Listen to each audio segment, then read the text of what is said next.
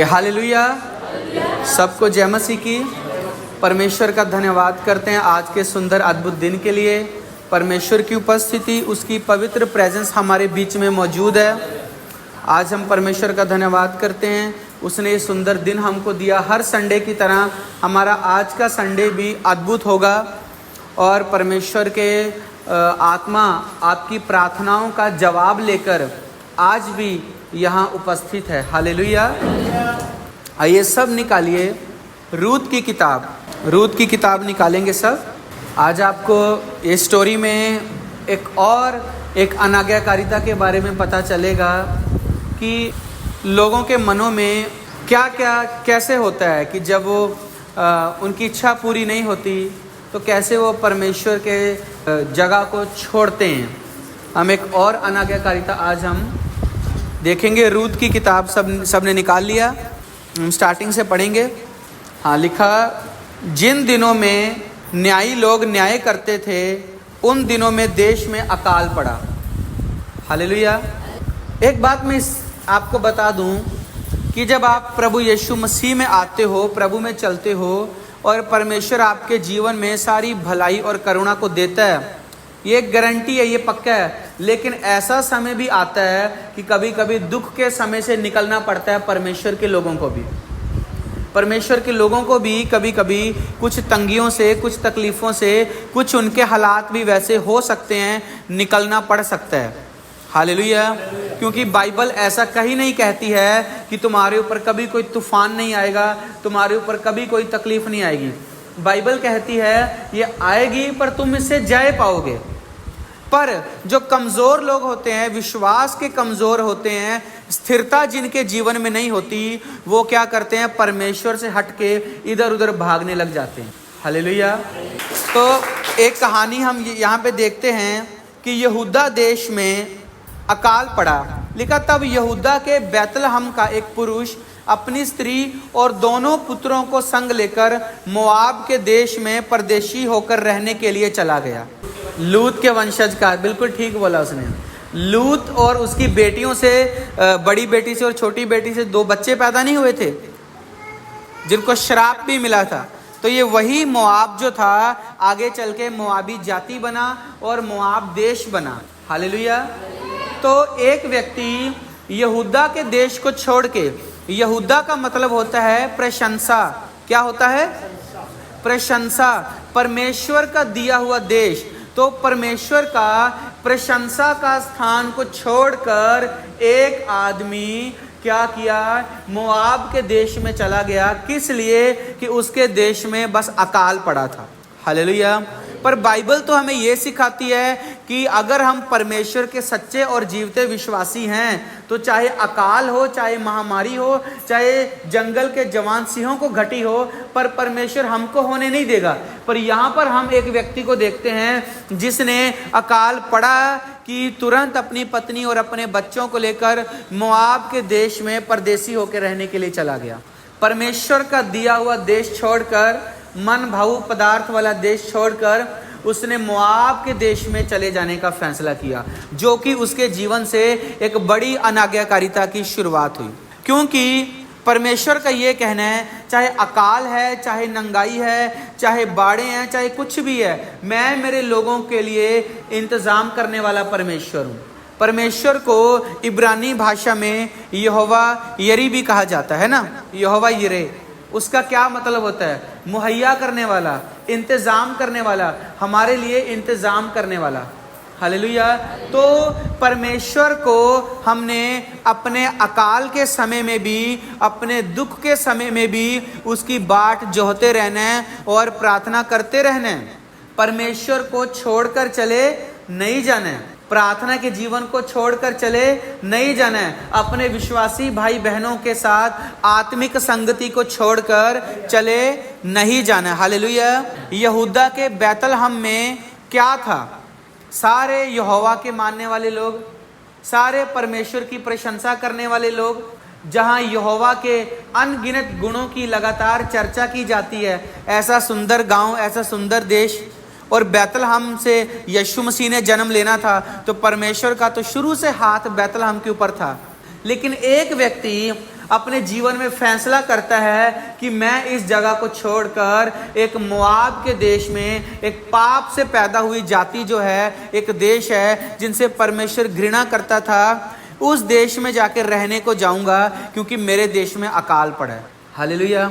लेकिन उसके बाद क्या होता है हम देखते हैं, लिखा उस पुरुष का नाम एलीमेलेक और उसकी पत्नी का नाम नाओमी था। क्या नाम था उस पुरुष का? नाम एलीमेलेक। पुरुष का बोला मैंने, स्त्री का नहीं। उस पुरुष का क्या नाम था? एलीमेलेक। और उसकी पत्नी का नाम नाओमी। और उसके 2 बेटों के नाम महलोन और किलियोन थे। ये एप्राती थे, अर्थात यहूदा के बैतलहम के रहने वाले थे। यहूदा के बैतलहम के रहने वाले थे। परमेश्वर ने उस देश को उन लोगों को दिया हुआ था रहने के लिए। और लिखा वे मोआब के देश में आकर वहां रहे। और नाओमी का पति एलीमेलेक मर गया और नाओमी और उसके दोनों पुत्र रह गए। मरा वो मोआब के देश में भी जाके। और अगर परमेश्वर ने मान लो बैतलहम में अनाज ना दिया होता, दया ना की होती, वहां भी मरना था। मरा मोआब में भी आके, तो क्या भला है मोआब जाके मरना के संगति में रह के मरना? मरना एक दिन सबको है, शरीर छोड़ के सबको जाना है। आप बताइए, शर्मिंदगी के साथ मरना ज़्यादा ठीक है कि प्रशंसा के साथ मरना ज़्यादा ठीक है? अगर ये व्यक्ति विश्वासी बना रहता, परमेश्वर की प्रशंसा, यहूदा का मतलब होता है प्रशंसा, मतलब बैतलहम में परमेश्वर की प्रशंसा के स्थान में रहता, अगर वहाँ मरता, पर मरते मरते पूरे विश्वास के साथ मरता, तो कई लोग इसको याद रखते, इसके नाम की मिसाल दिया करते और इसको लोग धन्य कहते। पर इस व्यक्ति ने संगति छोड़कर जो मरा, मोआब के देश में जाके मरा, इसको मिट्टी भी मोआब में मिली, इसको मिट्टी भी अपने परमेश्वर के दिए हुए गांव में नहीं मिली। सोचो, एक फैसला उसका, वो वहां जाके मरा। वो आया क्या सोच के था कि मुझे वहां पे भोजन वस्तु मिलेगी। क्या मिलेगी? मेरे अपने देश में अकाल पड़ा है, मेरी संगति में अभी जो है वहाँ अकाल पड़ा है, मेरे अभी संगति में मुझे कुछ हो नहीं रहा है, मेरे चर्च में अभी मेरे साथ कुछ हो नहीं रहा है, मैं छोड़ के सांसारिक जीवन में चले जाता हूँ, मैं दूसरे लोगों के पास चले जाता हूँ, मैं अपना चर्च छोड़ के कहीं और चर्च चला जाता हूँ। मैं परमेश्वर के पास आया कि प्रभु मेरी सुधि लेगा, लेकिन प्रभु ने नहीं ली। अब मैं बहुत हो गया इंतज़ार, अब मैं प्रभु को छोड़ के संसार में और पाप में लौट जाता हूँ। हालेलुया। क्या भला अगर परमेश्वर ही के पास रह के आप अकाल में जीवन बिताएंगे तो अकाल समाप्त होगा एक दिन। हालेलुया। पर जिस जगह ये चला गया, क्या उस जगह परमेश्वर का हाथ था? नहीं था। परमेश्वर की दया उस जगह पे थी? नहीं थी। परमेश्वर का हाथ उस स्थान पे था? नहीं था। तो इतना मंद बुद्धि हमको नहीं हो जाना है, अपने विश्वास को इतना सस्ता हमको नहीं बनाना है, अपनी आत्मिक जिंदगी को हमको बहुमूल्य जानना है, इतना केयरलेस नहीं होना है कि हम ये भूल जाएं कि हम कौन हैं। हम जीवित परमेश्वर के विश्वासी हैं, हम जीवित परमेश्वर की प्रजा कहलाते हैं, हम जीवित परमेश्वर के लोग कहलाते हैं, पर हमने अनाज के लिए, भोजन के लिए, थोड़े से उसके लिए परमेश्वर को छोड़ के चले गए। हमको ऐसा विश्वासी नहीं बनना। हालेलुया। नहीं तो वहां जाके भी लोग मरेंगे ही। जो अपने परमेश्वर का नहीं हो सका वो दूसरे का कैसे होगा? आप जिनके पास चले जा रहे हो, आप उनके सगे कैसे होगे अगर आप उस जगह सगे नहीं कि जिस जगह परमेश्वर ने आपको दिया। हालेलुया। तो भूल में जानबूझकर जैसे भी लोग जब अपने जीवन से ऐसा करते हैं तो परमेश्वर को दुख देते हैं। हालेलुया। कितना वो सोचकर गया होगा हिम्मत से, मैं हूँ, मेरे 2 पुत्र हैं, पत्नी है, मैं कमाऊंगा, मेरे पुत्र कमाएंगे, हम 3 लोग कमाएंगे, हम भर पेट खाना खाएंगे। पर क्या हुआ? वो वहां पे मर गया। हालेलुया। उसके बाद देखते हैं लिखा, नाओमी और उसके 2 पुत्र रह गए और उन्होंने एक मोआबिन स्त्री से विवाह कर लिया। एक का नाम ओरपा और दूसरी का नाम रूत था। हालेलुया। इतना भरोसा नहीं था कि परमेश्वर सुधि लेगा और अनुग्रह करेगा, उन्होंने वहीं बस जाना चाहा, मोआबी स्त्रियों से विवाह कर लिया। हालेलुया। क्या कर लिया? विवाह कर लिया। क्या ये नहीं सोच सकते थे हमारा पिता तो खत्म हो गया, मर गया, हमको लौट जाना चाहिए अपने लोगों के बीच में। लेकिन नहीं, उन्होंने बाइबल में लिखा वहीं पर विवाह किया, उसी जगह विवाह कर लिया, ताकि इस जगह को हमको छोड़कर नहीं जाना ना पड़े। इस जगह को छोड़कर हमको जाना नहीं है, हमको यहाँ कमाना, खाना और रहना है। पर पहले आप ये तो देख लें कि क्या वो जगह पे आपको परमेश्वर भेजा भी है कि नहीं। सारी कमाइयाँ क्रिश्चियन लोगों के लिए नहीं है, सारे बिजनेस भी क्रिश्चियन लोगों के लिए नहीं होते, उनके लिए भी कोई कोई बिजनेस होता है। जिस जगह झूठ की कमाई हो ज़्यादा हो, उस जगह एक विश्वासी का काम करना ठीक नहीं है। एक विश्वासी झूठ की कमाई कैसे खा सकता है बताओ। प्रभु हमारी ईमानदारी से ही तो बोलेगा ना कि आप लोग मेरे मेरे लोग हो। हालेलुया। सब जगह नहीं कमा सकते। परमेश्वर बिजनेस भी आपको चुनकर देता है कि आप कौन सा बिजनेस कर सकते हो। परमेश्वर जॉब भी जब आपको देता है तब आपको अपने विश्वासी जीवन को संभाल के रखने के लिए बोलता है। सब जगह आप नहीं जा सकते। मसीही लोग जिनकी दुकानें हैं वो अपनी दुकानों में गुटखा नहीं बेच सकते, तंबाकू नहीं बेच सकते। क्यों? क्योंकि तंबाकू गुटखा ये श्राप लाते हैं, मृत्यु लाता है। तो मसीही लोग कैसे बेच सकते हैं अपनी दुकानों में? मसीही लोग दारू दुकान में कैसे काम कर सकते हैं? सिगरेट दुकान में कैसे काम कर सकते हैं? कैसे सिगरेट बेच सकते हैं मसीही लोग? नहीं बेच सकते। मतलब सारे बिजनेस भी हमारे करने के लिए नहीं होते। तो इन लोगों ने बस हमें खाना मिले, हम कमा लें, हैं। वो लोग परमेश्वर को जानते नहीं हैं, वो लोग परमेश्वर को मानते नहीं हैं। तुम उनके बीच में जाके बस गए हो। अरे एक ना एक दिन परमेश्वर तुमको उत्तर देता, परमेश्वर सुधि लेता। तुमने क्यों धीरज नहीं धरा? तुमने क्यों परमेश्वर के इंतजार नहीं किया? हालेलुया। बाप खत्म हो गया, लेकिन बच्चों के मन में और उनकी माँ के मन में अभी भी यह है, नहीं हमको यही रहना है, यही कमाना है। हालेलुया। तो उनके साथ फिर क्या हुआ देखते हैं। लिखा फिर वे वहां कोई 10 वर्ष रहे। कितने साल रहे? 10 साल। उनको एक भी बार चिंता नहीं सताई क्या यहोवा हमारे साथ है कि नहीं। इतना हल्के में ले रहे थे परमेश्वर को कि 10 साल उन लोगों ने वहां बिताए, लेकिन उन लोगों के विश्वासी जीवन की एक भी चर्चा नहीं है। और आप ध्यान से देखो तो इन दोनों के कोई बच्चे भी पैदा नहीं हुए थे। 10 साल ये लोग बिना बच्चों के रहे थे।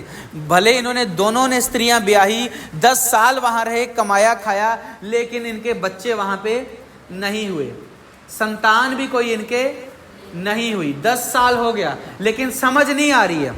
देख रहे हैं पिता चला गया, शादी कर ली मुआबियों से, बच्चे नहीं हो रहे हैं, फिर भी आंखें नहीं खुल रही है, फिर भी दिल में पश्चाताप नहीं आ रहा है कि काश हम अपने देश में लौट चले जाते हैं। और परमेश्वर ने जो हमको कहा है कि पराये स्थान में तुम शादियां ना करना, हमको लौट जाना चाहिए, पर यह विचार मन में एक भी बार नहीं आ रहा है। इस कहानी के बाद में एक भली कहानी की भी शुरुआत हुई थी कि जब रूत अपनी सास के साथ ही चली गई थी। पर यहाँ पे अब हम उस बात को नहीं, एलीमेलेक, नाओमी और उसके पुत्रों की अनाज्ञाकारिता पर चर्चा कर रहे हैं। आगे चल के एक अच्छी स्टोरी भी इसमें है, लेकिन अभी हम एलीमेलेक और उसके बच्चों के बारे में बात कर रहे हैं।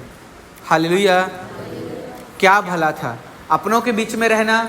एक को एक सहारा देता है, वहाँ कौन सहारा देगा तुमको? परदेशियों को।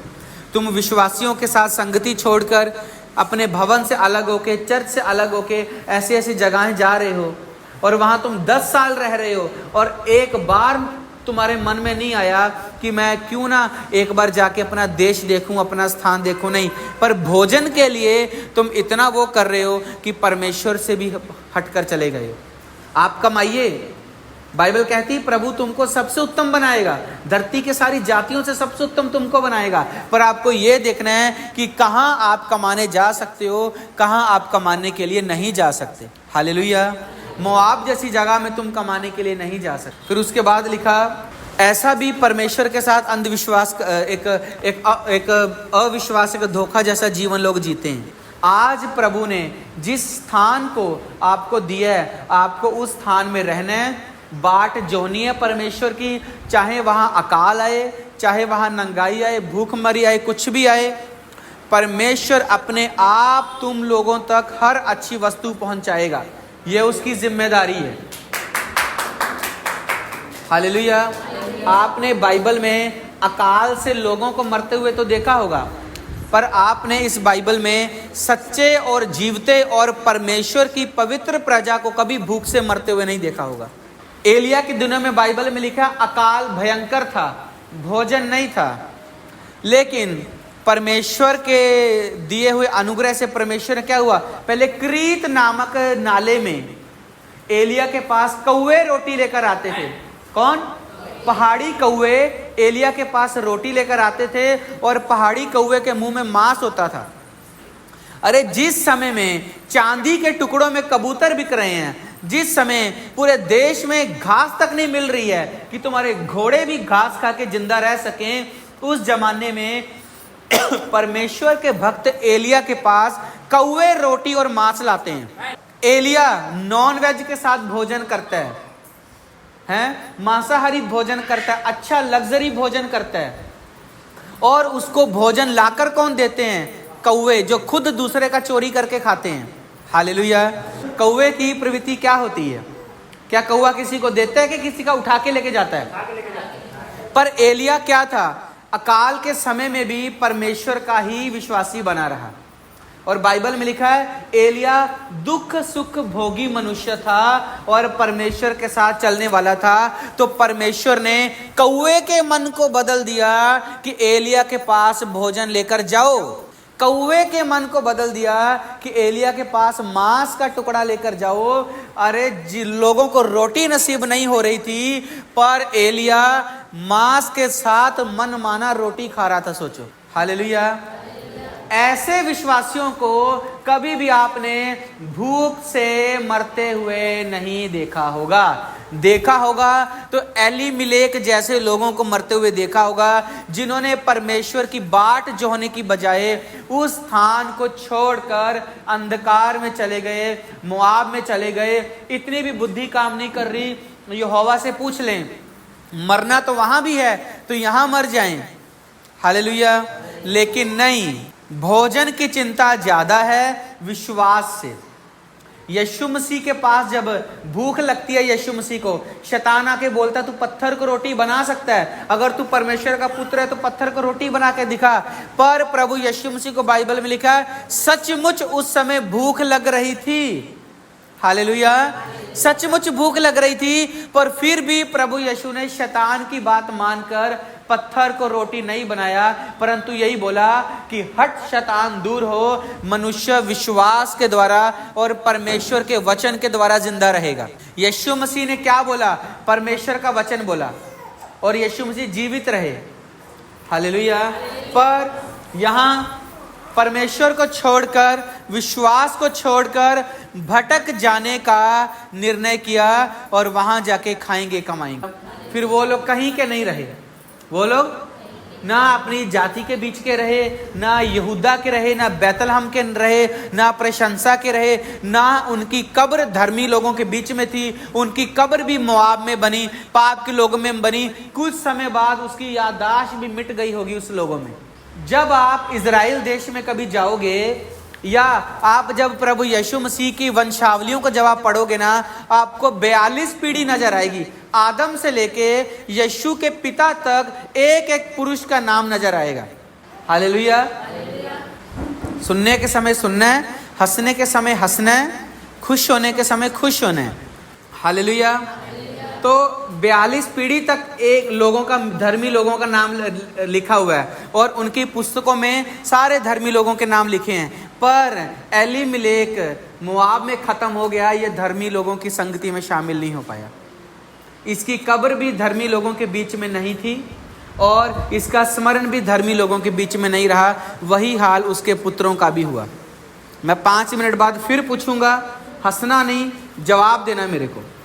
5 में लिखा, जब महलोन और किल्योन दोनों मर गए, तब नाओमी अपने दोनों पुत्रों और पति से रहित हो गई। हालेलुया। उसके पुत्र भी वहां क्या हो गए? मर गए। उसका पिता तो बुढ़ापे में मरा होगा, वो जवानी में मर गए परमेश्वर को छोड़ के। हालेलुया। आप समझ रहे हैं? मृत्यु का आना और श्रापों का आना उस दिन शुरू हो जाता है जिस दिन आप परमेश्वर को छोड़ के संसार में मन माना जीने के लिए चले जाते हो। आपको परमेश्वर की परवाह नहीं, आपको मोआब की परवाह नहीं, बस आप अपने लिए ही अपना मन माना जीने के लिए जब सोचने के लिए चले जाते हो, उस दिन श्रापों का आना अपने आप हो जाता है। क्योंकि सुरक्षा का घेरा देने वाला, बाड़ा बांधने वाला और आपको संभालने और बचाने वाले परमेश्वर के हाथ से जब आप खुद बाड़ा तोड़ के जाते हो, तब शैतान अपने आप अटैक करता है। अब देखो, वो बुजुर्ग नाओमी जीवित है और जवान बच्चे मर गए और पति मर गया है। हालेलुया। क्या हाल करता है शैतान। अब उसको लग रहा होगा कि शैतान ने ऐसा किया। अब बाद में शैतान को दोष देने से क्या होगा, जब आप खुद परमेश्वर के साथ चलते नहीं हैं। तो आज जिन अनाज्ञाकारिताओं को आप कर रहे हैं, इसके लिए रोने से भी कुछ नहीं होगा, मैं पहले बता रहा हूँ। इसके लिए शैतान को दोष देने से भी कुछ नहीं होगा, मैं पहले बता रहा हूँ। पास्टर जी प्रार्थना करो, प्रार्थना करो, प्रार्थना करो, सुबह शाम बोलने से भी कुछ नहीं होगा, अगर आप अनाज्ञाकारिता में अभी भी हो तो। हालेलुया। आपको मन फिराना पड़ेगा, अपने शरीर को शुद्ध करना पड़ेगा, अपने मन को शुद्ध करना पड़ेगा, अपने विश्वास को जिंदा करना पड़ेगा। लिखा, जब महलोन और किल्योन दोनों मर गए, तब नाओमी और उसके नाओमी अपने दोनों पुत्रों और पति से रहित हो गई। क्या बचा उसके पास बताओ, हैं? सब कुछ उसने खो दिया मोआब में जाके। कहाँ जाके? मोआब में जाके मनुष्य खोता है, कुछ पाता नहीं है। भले 4 दिन उन्होंने अच्छा कमाया होगा, भले 6 दिन अच्छा कमाया होगा, ऐसी कमाइयाँ जो पापी लोगों के साथ मिलकर करते हैं, झूठ बोलकर, बेईमानी करके, हर प्रकार के गलत काम से, व्यभिचार की कमाइयाँ, बुराइयाँ। भले 4 दिन आप खा लिए होगे मन माना भोजन अच्छा, भले मोआब में 4 दिन तुमने अच्छा वहाँ घर बनाया होगा, 10 वर्ष रहे होगे, तुमको वहाँ अच्छा हो रहा होगा, लेकिन उसको नहीं पता था मेरा पति और मेरे पुत्र इसी मिट्टी में, इसी जगह खत्म हो जाएंगे। इस बात से वो अवेयर थी, उसका बिल्कुल ध्यान नहीं था। हालेलुया।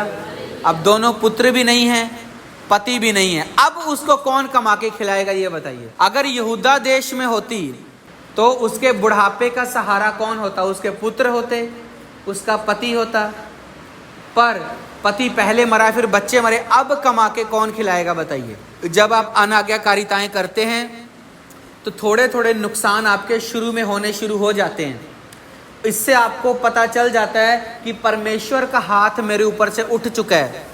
आपको समझ जाना चाहिए कि परमेश्वर का हाथ अब मेरे साथ नहीं है, क्योंकि मैं मोआब में जा रहा हूँ यहूदा को छोड़ के। पर जब आप ध्यान नहीं देते, एकदम बुद्धू बन जाते हो, एकदम मंद बुद्धि के समान रहने और करने लग जाते हो, तब धीरे धीरे क्या होता है, एक दिन वो अनाज्ञाकारिताएं और वो चीज़ें एक दिन आपको इतना निगल जाती हैं कि वहाँ से लौट के आना असंभव हो जाता है। हालेलुया। क्या हो जाता है? लौट के आना मुश्किल हो जाता है, लौट के आना असंभव हो जाता है। अब बताओ, एक बुजुर्ग विधवा जिसके बच्चे भी नहीं हैं, अब वो अपना जीवन कैसे जिएगी जिसने परमेश्वर के स्थान को छोड़ा था? उस समय तो बड़ा अच्छा लगा होगा छोड़ते समय, अरे वहां जाएंगे, कमाएंगे, वहां देखो ना कितना अच्छा है। छोड़ो चर्च को, छोड़ो परमेश्वर के भवन को, छोड़ो संडे को, छोड़ो विश्वासियों की संगति को, छोड़ो प्रभु यीशु मसीह को, लौट जाओ पीछे। सब कुछ तो यही है, जान है तो जहान है, सब कुछ तो यही है। जब ऐसी बातें बोलकर सोचकर आप लौट जाते हो, आपको छूछे हाथ लौटना भी पड़ेगा एक दिन, याद रखना। क्योंकि बाइबल ऐसा बताती है, जब परमेश्वर आपकी दुष्ट आत्माओं को निकालता है, आपके घर की दुष्ट आत्माओं को निकालता है, आपके बंधनों को तोड़ के आपको साफ करता है, आशीष देना शुरू करता है, उस दिन जब आप छोड़ते हो, बाइबल में लिखा 7 गुना अधिक शैतान दोबारा अटैक करने के लिए आता है। 1% शैतान ने जब अटैक किया, आपसे झेला नहीं गया, रो रो के बुरे हाल हो गए, बड़ी मुश्किल से आपने छुटकारा पाया, तो 7 गुना शैतान का अटैक आप कैसे झेल पाओगे? हालेलुया। एक दुष्ट आत्मा को आप झेल नहीं सकते अपने जीवन में, आप 7 दुष्ट आत्माओं को कैसे झेलोगे? आप 1% उसके काम को सह नहीं सकते। शैतान ने आपकी कमाई में हाथ लगाया, श्राप है। आपके कर्जे खत्म नहीं हो रहे हैं, अगर यही कर्जा 7 गुना अधिक बढ़ जाएगा तब कैसे करोगे? हालेलुया। यहूदा में अगर ये लोग होते तो जवान पुत्र पिता सुबह से निकलते, छोटा मोटा व्यापार करते, कुछ भी करते, कहीं भी जाते, शाम तक आराम से भोजन वस्तु कुछ ना कुछ प्रबंध करके लाते। थोड़े समय का अकाल है, परमेश्वर जिंदा खुदा है, परमेश्वर महान है। जब कुछ नहीं था तब भी सब कुछ बनाने वाला है। ये समय निकल जाएगा, कोई नहीं, मेरे पुत्र जवान हैं, मैं अभी जवान हूँ, हैं, कुछ काम मेरी पत्नी कर लेगी, मिल के ऐसे समय में मिल के घर चला लेते हैं, घर अच्छा चल जाएगा। ऐसा नहीं सोचा, अरे वहाँ कमाई ज़्यादा अच्छी है, मोआब चलो। वहाँ गए और क्या हुआ, पति मरा और बच्चे मरे। अब इस बुजुर्ग महिला को कौन संभालेगा बताइए? हालेलुया। अब ये जीवन कैसे चलाएगी? अब बुढ़ापे में किससे शादी करेगी और कहाँ बच्चे पैदा करेगी जाके जो इसको संभालेंगे? और अगर बच्चे पैदा करेगी भी तो कम से कम 20 साल तो इसी को उनका पालन पोषण करने में लग जाएगा। तब तक क्या पता इसका चले जाने का समय आ जाए। कुछ भी करते हो, समझते हो, देखते हो, माइंड को थोड़ा, बुद्धि को थोड़ा लगाया करो। हालेलुया। कि मेरे क्या करने से क्या हो सकता है, मेरे क्या करने से क्या नहीं हो सकता है। हालेलुया। हमारा जो गांव में घर है, एक घर में 2 परिवार रहते हैं, दो किराएदार, हम लोग अलग, उनका अलग। उन लोग का बिजली खपत हम लोगों से 3 गुना अधिक होता है। हमारे घर में कुछ नहीं चलता था, टीवी हम लोग देखते नहीं, हम लोग पढ़ने वाले, बाइबल हैं, प्रार्थना वाले, पंखे के नीचे सोने वाले, एसी है नहीं, कुछ नहीं, कूलर है, एसी उनके भी नहीं है, लेकिन उनके घर में बच्चे हैं, टीवी चलता है, दुकान है, बहुत उनका था। हमने मकान मालिक को बोला कि ये 2 छोटे छोटे अलग मीटर कर दो। ये बोलना हमारा गलत नहीं है, सही है, हमने बोलना अलग कर दीजिए ताकि जितना हम खपत करें हम उतना ही बिल भरें, जितना वो खपत करे वो अपना ईमानदारी का भरे। तो मकान मालिक क्या बोला, मैं एक ऐसी मशीन लगाता हूँ जिसको तुमको रात को चुपचाप चालू कर देना है, जितना भी बिजली खपत करोगे मीटर बंद हो जाएंगे, पूरा सरकारी बिजली फ्री में इस्तेमाल होगा। 5 मिनट लगातार बोलता रहा। मैंने ये बोला, ये बताइए ये सरकार का बिजली चोरी है? बिल्कुल है। हमारा मीटर बंद होगा और सरकार का बिजली चलेगा और इसका बिल नहीं आएगा ना? नहीं आएगा। ये चोरी होगी? हाँ चोरी होगी, लेकिन रात को होगी। बोला हमने बिल्कुल ये काम नहीं करना, ये करते हैं करने दो, हम जीवित परमेश्वर के लोग हैं, हमें बिजली बिल डबल भरना मंजूर है, पर हम चोरी नहीं करेंगे।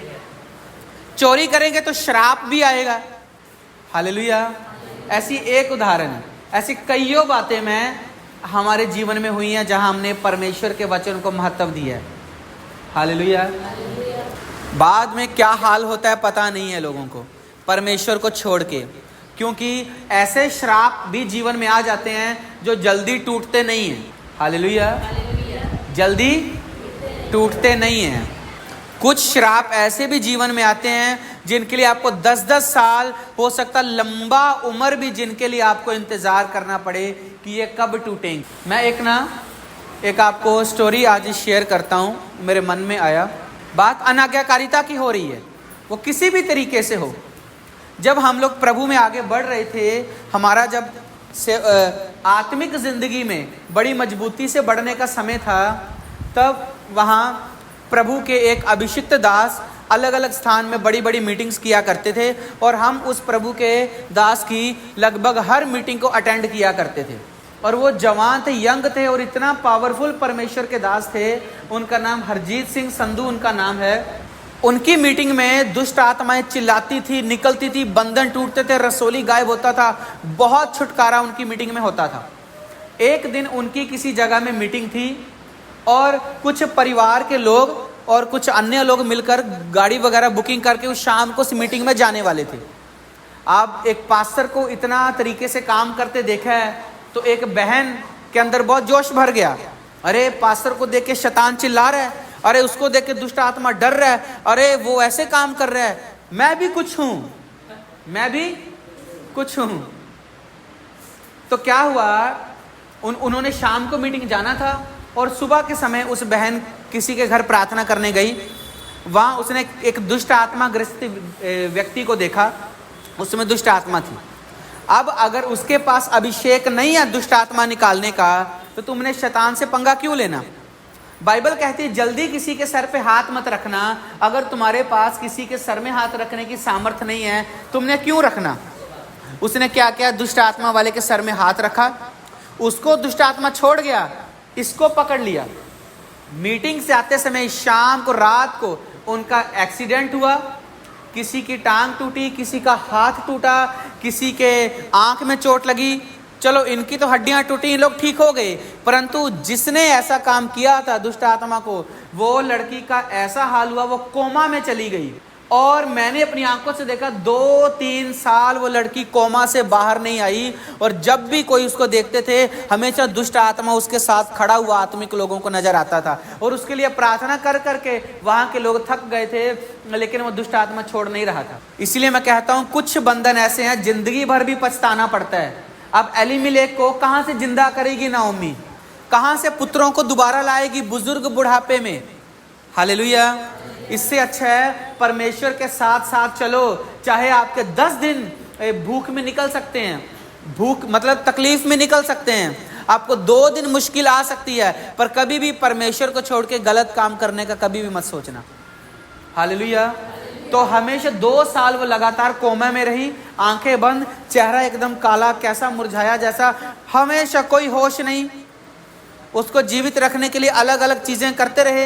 एंड में वो लड़की मर गई, पर कोमा से बाहर नहीं आई, होश नहीं। शैतान को वो जगह मत दो कि वो आपको ऐसा हाथ लगाए कि आप उससे छुड़ा ना पाओ, लौट के आ ना पाओ। क्योंकि जो लोग ऐसा सोचते हैं ना, अभी हो जाए तो कोई बात नहीं, बाद में परमेश्वर से माफी मांग लेंगे, फिर परमेश्वर के पास आ जाएंगे, तो छूछे हाथ जो प्रभु के पास आओगे तो कैसे दोबारा फिर क्या करोगे बताओ? शैतान छूछे हाथ कर देगा, तो छूछे हाथ परमेश्वर के पास लौट कर आओगे तो क्या मुंह दिखाओगे परमेश्वर को? देख मैं आ गया हूं, ये दिखाओगे? तो अगर प्रभु बोले किस मुंह से गया था ये बता। अब लड़ अपने लिए, अब घुटने टेक अपने लिए, अब रो अपने लिए, मेहनत कर अपने लिए। अब देख तेरे को कितना समय लगता है तेरे बंधन टूटने में, कितना समय लगता है तेरे श्राप टूटने में, उतना समय तेरे को लगेगा। Hallelujah, hallelujah. समझ रहे हो? उसके बाद हम आगे देखते हैं स्टोरी में क्या हुआ। उसके बाद मैं थोड़ा स्टोरी आपको बताता हूँ, आप उसको पढ़ भी सकते हैं। नाओमी और उसकी दोनों बहुएं थी। फिर इसने अपनी दोनों बहुओं को बोला, बेटा तुम लोग अपने अपने मायके में लौट जाओ, अपने अपने देवता के पास अपने अपने मायके में लौट जाओ, और मेरे साथ मत जाओ। देखो मेरे तो पुत्र भी मर गए, पति भी मर गया, लौट जाओ। परंतु बड़ी इसकी बहू लौट जाती है, और छोटी बहू जो होती है इसके साथ जाने का फैसला करती है। और जब ये अपनी छोटी बहू को लेके जाती है, तब हम देखते हैं, अच्छा 15 अध्याय से हम पढ़ लेते हैं थोड़ा। ठीक है। तब उसने कहा, देख तेरी जेठानी तो अपने लोगों और अपने देवता के पास लौट गई है, इसलिए तू अपनी जेठानी के पीछे लौट जा। बड़ी जो बहू थी उसका नाम था औरपा, छोटी का नाम था रूत। तो इसने अपनी छोटी वाली बहू को बोला, देख तेरी जेठानी औरपा। अगर आप 14 में पढ़ेंगे तो लिखा, तब वे फिर से उठी और औरपा ने तो अपनी सास को चूमा, परंतु रूत उससे अलग नहीं हुई। रूत ने अपनी सास से अलग होने का फैसला नहीं किया, परंतु औरपा ने अलग होने का फैसला कर लिया। और देखो बाइबल बताती है कि पृथ्वी भर में एक ही जीवित परमेश्वर है, परंतु नाओमी इतना मंदबुद्धि हो चुकी थी, उसको बोली तू पराये देवता के पास, अपने देवता के पास लौट जा। क्या तू उसको ये नहीं बता सकती कि भले तू चली जा, पर एक बात याद रखना, यीशु मसीह यहोवा परमेश्वर ही जीवित परमेश्वर है। ऐसा नहीं बोली, उसको बोली तू उसके पास लौट जा। क्यों? क्या वो उद्धार कर सकता है? क्या वो प्राण बचा सकता है? क्या वो छुटकारा दे सकता? नहीं दे सकता। हाँ, उसको ये सलाह दी कि हम तो यहाँ के मरे हैं, तू भी मरने के लिए अपने उन्हीं सब के पास लौट जा। इतना भी बुद्धि को खराब कर सकता है शैतान। परंतु रूत बुद्धिमान थी, क्योंकि रूत जो थोड़ा समय उनके साथ रह गई थी, अपने पति के साथ अपने ससुराल में रह गई थी, तो जो रूत ने यहोवा के बारे में सुन लिया था, यहोवा की चर्चा सुनी थी, तो रूत के मन में आ गया। देखो एक मोआबी औरत, पापी जाति से पैदा हुई रूत मोआबी, उसके मन में विश्वास आ गया कि यहोवा जीवित है। पर जो खुद यहोवा के हैं वो क्या बोल रहे हैं? पराये देवता के पास लौट जाओ, अपनी अपनी जगह लौट जाओ। तो आप देखो 16 में देखो, रूत बोली तू मुझसे यह विनती ना कर कि मुझे त्याग कर या छोड़कर लौट जा, क्योंकि जिधर तू जाएगी उधर मैं भी जाऊंगी, जिधर तू टिकेगी वहां मैं भी टिकूंगी। तेरे लोग मेरे लोग होंगे और तेरा परमेश्वर मेरा परमेश्वर होगा। हालेलुया। ऐसे लोग आपके काम आएंगे जो आपके परमेश्वर के भी सगे हों और आपके भी सगे हों। पर जो लोग ना तो आपके परमेश्वर के सगे हैं, वो आपके सगे कभी नहीं होंगे। जिनको लालच से मतलब है, जिनको सिर्फ कमाइयों से मतलब है, पाप की जगह से मतलब है। हालेलुया। रूत की बुद्धि खुल गई। देखो उसके बाद हम देखते हैं, उसने कहा जहां तू मरेगी वहां मैं भी मरूंगी, जहां तू मरेगी वहां मैं भी मरूंगी, और वहीं मुझे मिट्टी दी जाएगी। यदि मृत्यु छोड़ और किसी कारण मैं तुझसे अलग हूं, तो यहोवा मुझसे वैसा ही वरन उससे भी अधिक करे। आप सोचो, रूत के दिल में विश्वास पैदा हो गया वहां मोआब में रहते रहते, पर जो खुद परमेश्वर के लोग हैं उनको कोई परवाह नहीं थी अपने परमेश्वर की। हालेलुया। ऐसा आज हाल है। कई मसीही लोग, क्रिश्चियन कहलाने वाले लोग ऐसे हैं जिनकी अन्य जातियों से भी ज़्यादा खस्ता जिंदगी जी रहे हैं। जो अन्य जातियां वो पाप नहीं कर रहे जो कुछ मसीही लोग आज पाप कर रहे हैं। हालेलुया। कई अन्य जाति लोगों को पता है कि जादू टोना, शैतान को मानना, ये सब चीज़ें गलत हैं, पर कुछ मसीहों को नहीं पता है। कुछ गांव हैं ऐसे छत्तीसगढ़ में, मैंने देखा है, मुझे पता है, जो नाम से ईसाई हैं, मानने अपनी परंपराओं से क्रिश्चियन हैं, पर वो लोग जादू टोना, शैतान, ये सारी चीज़ों से भी मतलब रखते हैं। मैंने देखा है अपनी आंखों से। हालेलुया। कई हैं। तो आप देखो, मोआब से एक औरत के मन में विश्वास आ गया है। तो देखो, जिसके दिल में यहोवा का भय है ना, वो हमेशा आपके सहारे के लिए खड़ा होगा। वो आपकी मदद वही करेंगे जिनके दिल में आपके परमेश्वर का भय है। जिनके मन में आपके परमेश्वर का भय नहीं है, वो आपसे भी प्रेम कभी नहीं करेंगे। हालेलुया। क्योंकि जिसको पता है मेरा परमेश्वर जीवित है, मुझे उसकी बातों पर चलना है, वही आपके साथ भी भाईचारा निभाएंगे। हालेलुया। हालेलुया। उसके बाद हम देखते हैं, लिखा 19 में, अत वे दोनों चल निकली और बैतलहम पहुंची। हाँ, 18 में देख ले एक बार। जब उसने यह देखा कि वह मेरे संग चलने को स्थिर है, तब उसने उससे और कुछ ना कहा। 19 में लिखा, अत वे दोनों चल निकली और बैतलहम पहुंची, और उनके बैतलहम में पहुंचने पर सारे नगर में उनके कारण हलचल मच गई, और स्त्रियां कहने लगी, क्या ये नाओमी है? मतलब लगभग कुछ 10-12 या इससे ज़्यादा साल आसपास वो इतने समय में लौटकर जब अपने देश गई, अपने गांव गई, तो वहाँ के लोग उनको देखकर हैरान हुए। वहाँ की स्त्रियां देखने के लिए बाहर निकली, गली में भीड़ इकट्ठी हो गई, चौक में इकट्ठी हो गई। कोई छत से देख रहा है, कोई खिड़की से देख रहा है, कोई बाहर निकलकर सामने से मिलने के लिए जा रहा है और पूछ रहे, तू नाओमी है ना? तू नाओमी है ना? तू नाओमी है ना? नाओमी का मतलब होता है सुखद। क्या मतलब होता है? इब्रानी भाषा के अनुसार नाओमी शब्द का अर्थ होता है सुखद। तो लोग क्या बोल रहे हैं, तू वही सुखद है ना? तू वही नाओमी है ना? उसके चेहरे को याद कर रहे हैं लोग कि जब ये यहाँ से जा रही होगी अपना सामान बांध के। कुछ लोगों ने बोला होगा, अरे मत जा अपने परमेश्वर को छोड़ के। नहीं नहीं, हमको कमाने जाना, रे भाई बहुत हो गया, हाँ हम नहीं। कईयों ने बोला होगा, अरे मत जा अपनी संगति को छोड़ के, देख सारे भाई बहन यहाँ मिलकर प्रार्थना करने को तैयार हैं। देख एक न एक दिन यहोवा हमारी सुधि लेगा। देख एक न एक दिन परमेश्वर हमें संभालेगा। देख वो करुणामय परमेश्वर है। अरे मत जा। उसके सामान पैक करते करते कुछ लोग मना किए होंगे, उसके निकलते समय कुछ लोग मना किए होंगे। जब कमर में एक इतना बड़ा पोटली बांधकर वो लोग निकल रहे होंगे, हाथ में अपने अपने कपड़े पकड़कर, और सारे कपड़े पकड़कर ही निकले होंगे, क्योंकि 10-12 साल तो वो लोग वहीं रहे थे, ज़्यादा समय ही। तो जो इतने साल के लिए कोई जाता है तो घर से एक एक निशानी भी अपनी ले जाता है। हालेलुया। तो धर्मी लोग उनको देखकर कितना रोए होंगे, गली में कितने लोग उनके चेहरे को चूमे होंगे, कितने लोग उनके लिए प्रार्थना किए होंगे, कितने लोग उनके लिए आंसू बहाए होंगे, लेकिन उनको किसी की परवाह नहीं। उनको सिर्फ अपने काम से, उनको सिर्फ अपने से मतलब था। हालेलुया। तो वही लोगों के पास जब वो लौट कर गई तो लोग बोले, तू वही नाओमी है ना? तू वही नाओमी है ना? तू नाओमी है ना? हालेलुया। और आपको पता है नाओमी लौटकर क्यों गई थी यहूदा में? बताऊं क्यों गई थी? उसके लिए मैं एक वचन आपको दिखाता हूँ। 6 वचन पे आइए, 6 वचन पे आइए। 6 वचन में क्या लिखा, तब वह मोआब के देश में यह सुनकर कि यहोवा ने अपनी प्रजा के लोगों की सुधि लेके उन्हें भोजन वस्तु दी है, उस देश से अपनी दोनों बहुओं समेत लौट जाने को चली। परमेश्वर से मतलब नहीं है, सिर्फ भोजन से मतलब है, अपने काम से मतलब है, परमेश्वर से मतलब नहीं है। कब उसने फैसला किया वापस अपने देश जाने का? जब पता चला अब मेरे देश में राशन पानी आना शुरू हो गया है, अब मेरे देश में काम होना शुरू हो गया है।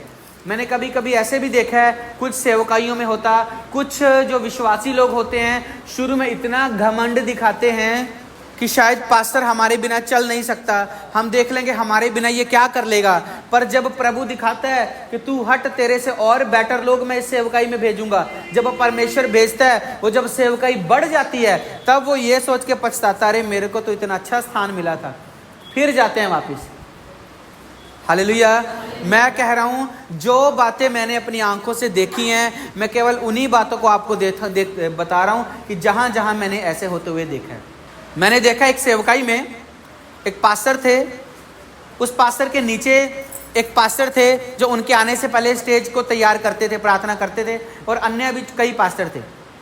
तो उसको घमंड आ गया, वो क्या बोला, हम आते हैं तो इसका तुम्हारे साथ जाते हैं तो ये सब कुछ ऐसे, हम नहीं जाएंगे ना तो तुम्हारा काम नहीं बनेगा।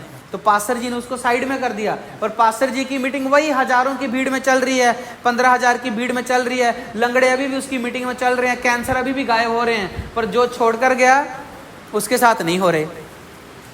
कभी भी जब आप एक अभिषिक्त दास के साथ हैं, एक अभिषिक्त चरवाहे के साथ हैं, और ये प्रभु ने आपकी ड्यूटी लगाई है कि तुम उसके साथ रहो, प्रभु की सेवा में हाथ बटाओ, प्रभु के साथ साथ चलो, इससे प्रभु तुम्हारे ऊपर दया करुणा करेगा। पर जब लोग ये समझ लेते हैं शायद हमारे बिना चल नहीं सकता, मैं कहता हूं वो परमेश्वर के बिना नहीं चल सकता, तुम्हारे बिना चल लेगा। हालेलुया। आत्मिक व्यक्ति परमेश्वर के बिना नहीं चल सकता, लोगों के बिना चल लेगा। क्या मैं मेरे समाज के और मेरे परिवार और मेरे पैदा किए हुए माता पिता के बिना नहीं चल रहा हूं? चल रहा हूं। क्या जिन भाई बहनों के साथ मैंने अपनी आत्मिक जिंदगी की शुरुआत की, सुख दुख जिनसे शेयर करना, हर बात जिनसे शेयर करना, क्या आज मैं उनके बिना नहीं चल रहा हूं? अगर मैं उनके बिना चल रहा हूं तो मैं सबके बिना चल सकता हूं, जो भी इस बात का घमंड करेगा। पर यह जगह प्रभु ने ठहराई है कि आप और मैं मिलके परमेश्वर के साथ साथ चलें, प्रभु के राज्य को बढ़ाएं। आपको कभी अपनी जगह का घमंड नहीं करना है, क्योंकि जिस दिन करोगे आपसे 4 अच्छे लोग आपके सामने आपको यहां ताली बजाते हुए नजर आएंगे।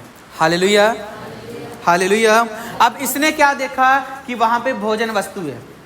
आप सिर्फ कुछ कमाने का जरिया मत रखें, कुछ पाने की आशा मत रखें।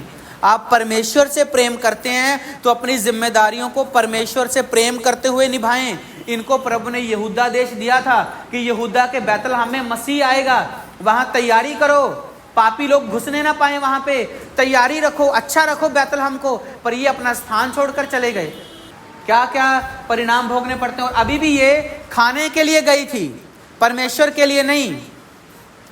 हालेलुया। क्या के लिए गई थी?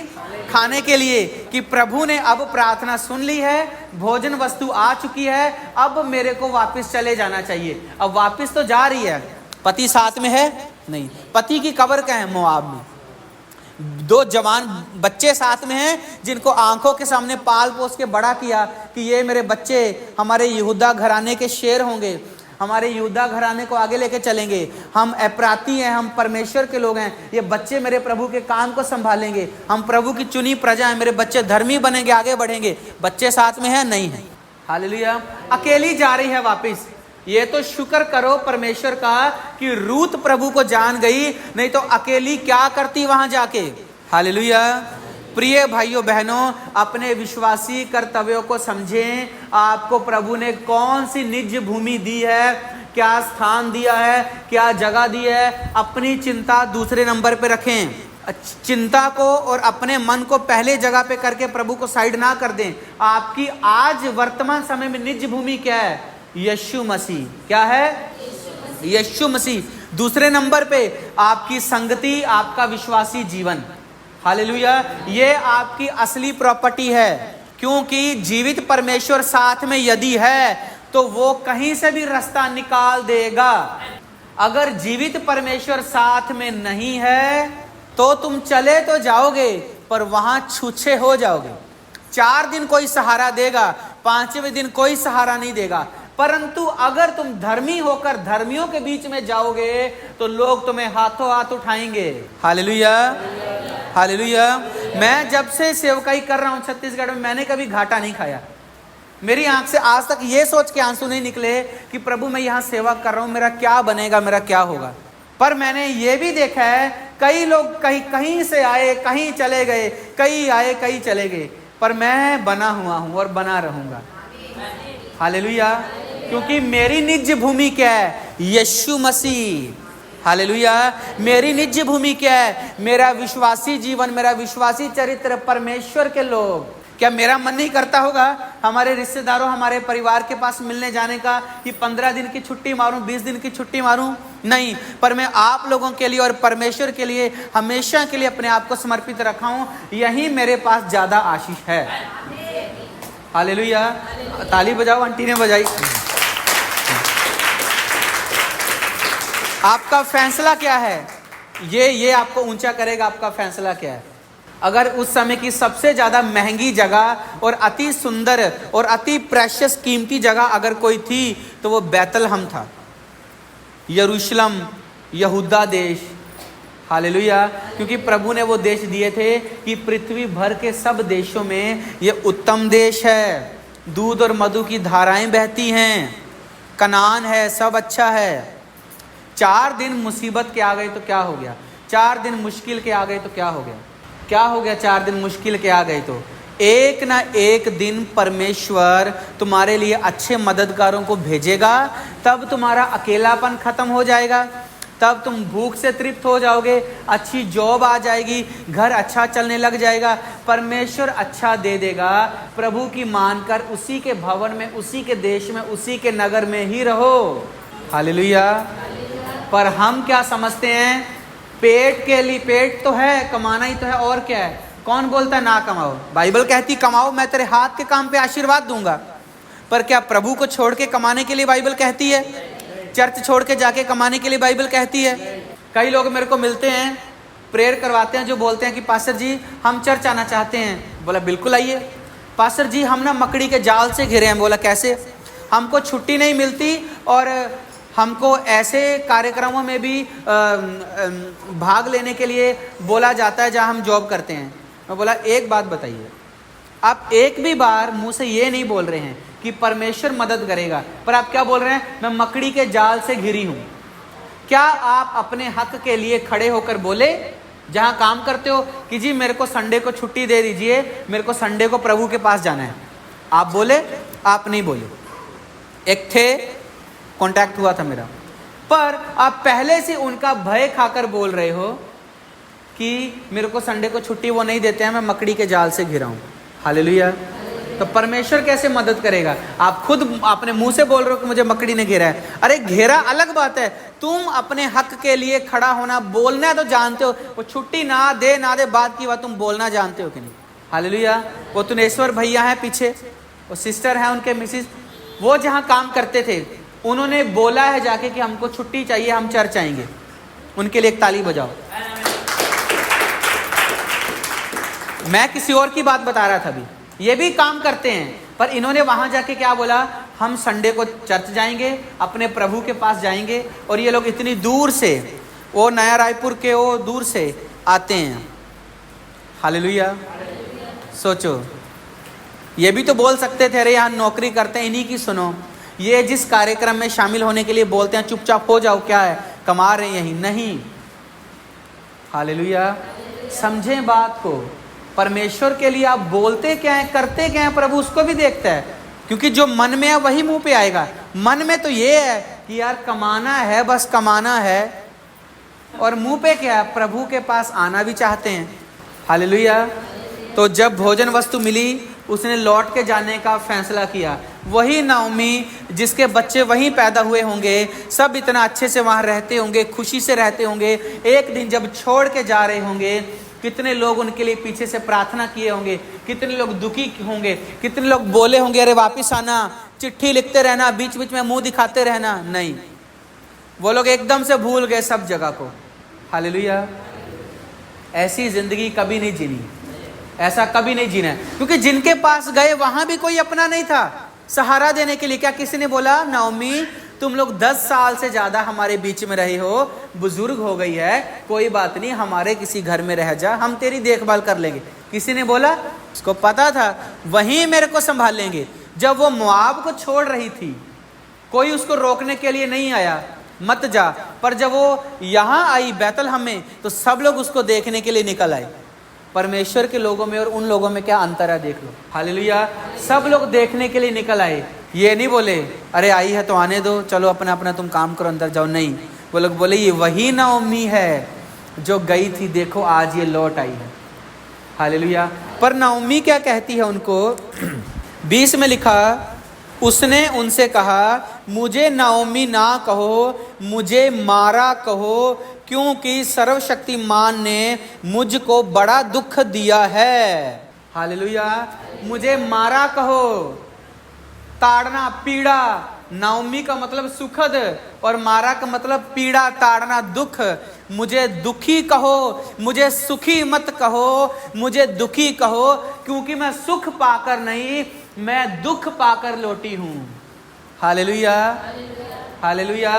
सोचा तो होगा लोगों को जाके बताएंगे अरे वहां हमारा ऐसा बिजनेस चल गया भाई, वहां तो हम इतना कमा रहे थे, हमारे पास तो टाइम ही नहीं था, खाने का टाइम नहीं था, इतना हम बिजी हो गए थे काम में। सोचा तो ये होगा। और लोग बोले तू नाओमी है, तू सुखद है ना? नहीं, मुझे नाओमी मत बोलो, मुझे मारा बोलो, क्योंकि जैसा सोच कर गई थी वैसा तो हुआ ही नहीं। मैं तो दुख पाकर आई हूं, ताड़ना पाकर आई हूं। 21 में लिखा, मैं भरी पूरी चली गई थी, परंतु यहोवा ने मुझे छूछी करके लौटाया है। इसलिए जबकि यहोवा ही ने मेरे विरुद्ध साक्षी दी है और सर्वशक्तिमान ने मुझे दुख दिया है, फिर तुम मुझे क्यों नाओमी कहते हो? यीशु मसीह के लिए ताली बजाएं। हालेलुया। वो क्या बोली? मुझे परमेश्वर ने छूछे हाथ करके लौटा दिया है। गई थी सामान बांधकर, अच्छे से गाड़ी तैयार किया था, सामान बांधकर, और बोला था अब लौट कर नहीं आऊंगी, वहीं सेटल हो जाएंगे बहन, वहीं सेटल हो जाएंगे भैया, वहीं कमाएंगे, वहीं रहेंगे, अरे कोई बात नहीं, वहीं हमको ठीक है। पर गए तो थे, सोचा तो था किसी दिन तुम्हारे पास आएंगे और बताएंगे कि वहां हमारा कैसा बिजनेस है, पर उल्टा हो गया। जब हम आए छूछे हाथ आए। क्या आए? छूछे हाथ आए। सर्वशक्तिमान ने मुझे बड़े दुख दिए हैं। ये दुख शैतान ने नहीं, ये परमेश्वर ने दिए थे। इसलिए जब तुम परमेश्वर को छोड़ते हो, जब परमेश्वर भी तुमको कभी कभी ताड़ना दे और फिर तुम वहां जाके शैतान का नाम लगाओ, ये अच्छी बात नहीं। प्रभु का हाथ भी तगड़ा है। बाइबल में लिखा प्रभु के हाथ में पड़ना भयंकर बात है। हालेलुया। सोचे तो थे वहां से अलग अलग कहानियां सुनाएंगे जाके अपने काम काज की, बिजनेस की, पर छूछे हाथ लौटे। पति कहाँ है? वहीं मर गया। बच्चे कहाँ है? वहीं मर गए। तो तुम तो बहुत बोल कर गए थे कि वहां पे भोजन वस्तु है, वहां कमाएंगे, वहां रहेंगे, वहीं सेटल होंगे, वहीं बिजनेस करेंगे, 10-12 साल कोई आता पता नहीं, अब खाली हाथ आए हो।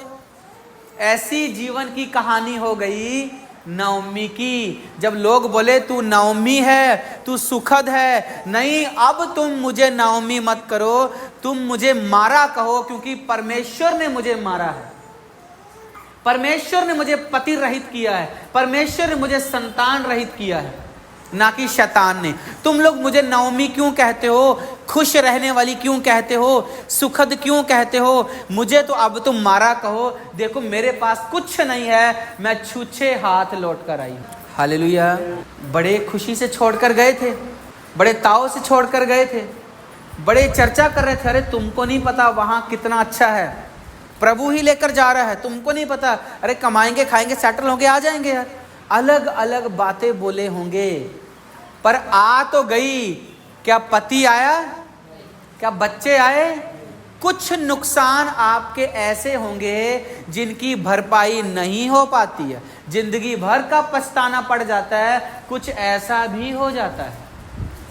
इसीलिए अनाज्ञाकारिता ना करें। ये बाइबल से मैं इसीलिए आपको सिखा रहा हूँ, बता रहा हूँ, ताकि आप छोटी छोटी बात को समझें।